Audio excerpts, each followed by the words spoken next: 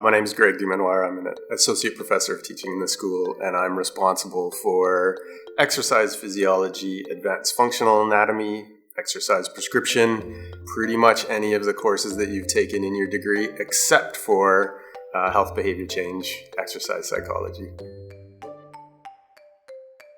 So if I give you the honest answer, it's a job. The other part of that is the environment. So outside of work, it's climbing, skiing, hiking, road biking, mountain biking. So the place is an amazing place to live and to play.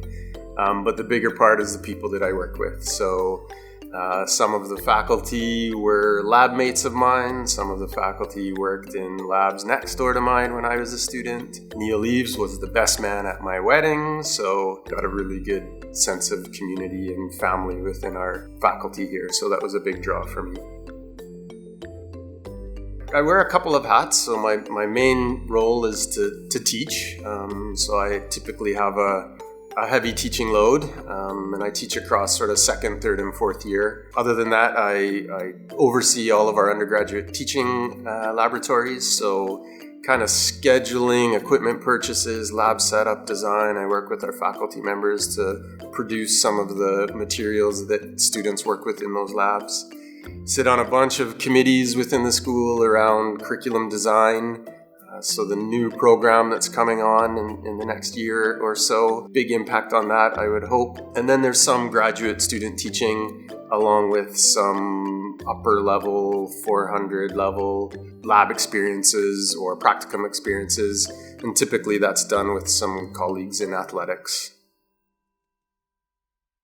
So if students do want to work with me, they can do a 499, or I can sort of help facilitate some 401 practical placements. But within the 499s, it's typically around athletic performance, monitoring of athletes. Typically, it's with the women's volleyball team.